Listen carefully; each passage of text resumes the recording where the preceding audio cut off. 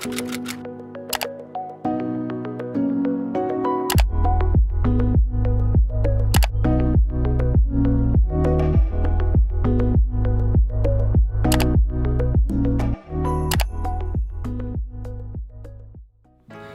everybody, this is Nathan Lehman at the Ultra Running Company in Charlotte, North Carolina, and today we're going to be doing kind of an interesting shoe review.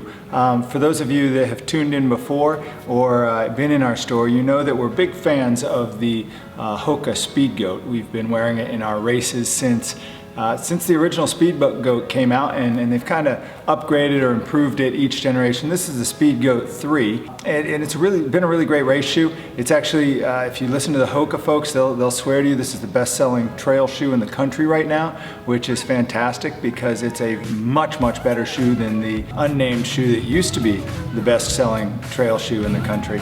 Interestingly enough, for very aggressive terrain, we've actually been racing a lot in the Hoka EVO Mafate, which is an extremely aggressive shoe.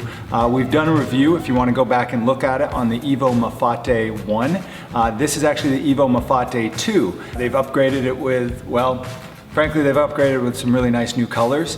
And they did make a quick change here, put in a little expansion joint, I guess, that they swear makes this upper a bit more compliant and gives a bit more room in the toe box. Coincidentally, that's one of the only issues that we've had with the Speedgoat 3 and 2 and 1. They've all been a little bit narrow in the toe box here, and from time to time we'll rub up a little bit, not so much on our big toe, but on our second and third toes right here. And this is really a tough shoe for people that have a wider foot. At the Ultra Running Company, we really don't recommend it for folks that have that kind of rounder forefoot or a wider foot overall. Great news is Hoka's going to be adjusting that come the spring when they introduce a Speedgoat wide. But in the meantime, despite the fact that the actual toe box in the Mafate EVO isn't a whole lot wider, it seems to solve that issue, at least for us, certainly for my foot, in that there's no rubbing like that. And so today what we're going to talk about is really an interesting mashup between these two shoes. At Western States this year, the Hoka folks were telling us ahead of time that all of their elite athletes would be wearing the EVO Mafate, and we were really interested when we looked on their feet, and frankly it wasn't the EVO Mafate on their feet. We also busted our friend Brian Powell at I Run Far with what looked like a prototype pair of Hokas on. And now, just a month or so later, we're really excited to actually have our hands on the EVO Speedgoat. A really fantastic shoe. And so we'll kind of go over what the changes are between this shoe and the traditional Speedgoat and give just some quick thoughts on it and let you know that it is a limited edition shoe. We generally wouldn't review limited edition shoes. I think we've made an exception for the Carbon X, and we'll make an exception for this one as well because I expect this will end up in their lineup for quite some time. So first of all, what is the Speedgoat EVO? Well, just like the regular Speedgoat, this is a low drop, comfort cushioned trail running shoe. So what does that mean? Well, the trail running part is pretty obvious. Really aggressive tread on the bottom. It's got 5mm lugs. Those lugs, just like in the Speedgoat, are made from Vibram Mega Grip, which is absolutely our favorite compound. It's sourced from Vibram, who pretty much only does different types of rubber compounds.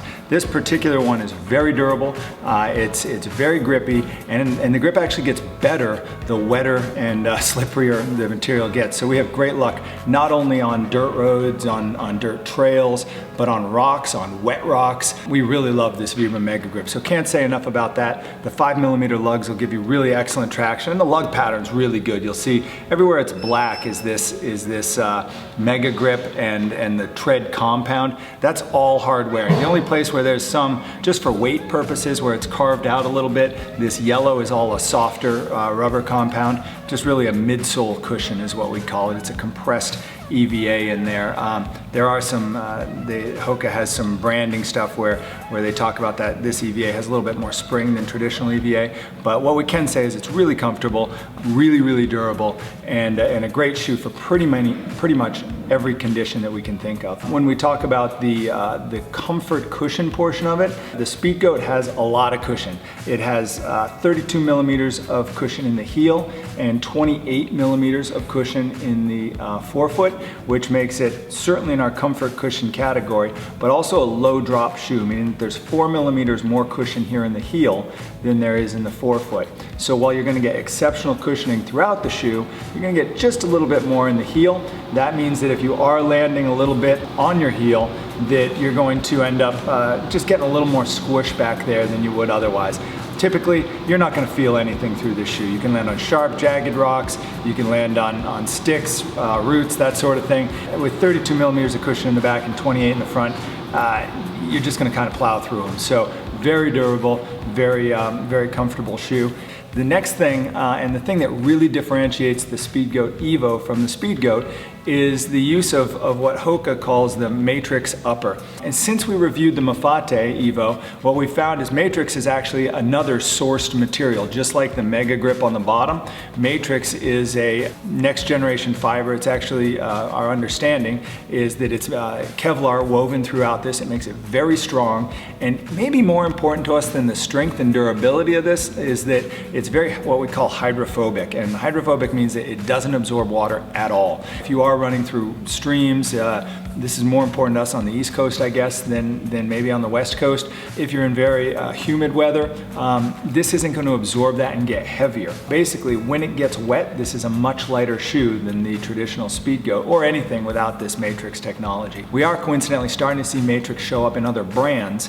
Other shoe brands are starting to use this as well because of its durability, but the only place we've seen it in Hoka, and frankly the only place we've seen it on the market so far is in the Hoka EVO line. The other stuff will be coming out in next season and the season after. The other benefit of Matrix is that it's exceptionally light. Based on what we've heard from Hoka, although we don't see many specs published on this, based on what we've heard from Hoka, this being the major change, it actually takes about an ounce off the weight of the shoe. So while the Speedgoat itself was not a heavy shoe, Hoka advertised that as 9.1 ounces for women and 10.3 for men. Of course, those are small sizes, but basically you're taking off almost an entire ounce. The Speedgoat EVO is rated at 8.2 ounces for women and 9.4 ounces for men. As I always say, those are demo sizes and prototype sizes. For real people sizes, this is a size 13, and this shoe comes in at 11.5 ounces.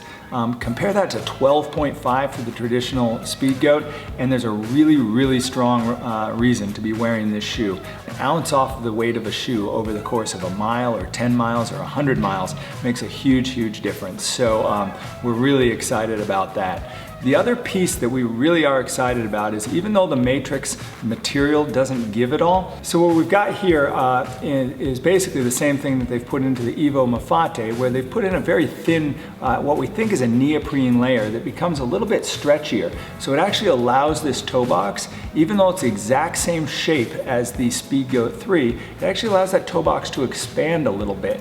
And in our use of this shoe, that second and third toe rubbing and even blistering that we'd seen in the higher miles so far has not existed in this. So we're really excited about the ability to have maybe a Speedgoat that actually fits a little bit better even than the traditional Speedgoat. So the last thing we note, and this is going back to the midsole, is we've been told that it's the same midsole in both the EVO Mafate and the Speedgoat 3. Our initial step in, definitely, and that's the feel when you step into the shoe itself. This one feels just a tiny bit softer, maybe a little more cushiony, maybe a little more pillowy. Not so much that you lose control of that side-to-side motion, but just the initial feel is a little bit pillowy. Once you run in it, that seems to go away over time. So basically the same feel that you'd get. We're not sure if perhaps there's been something done to the midsole to take some of that weight out or not, or if all of the weight savings are in the upper.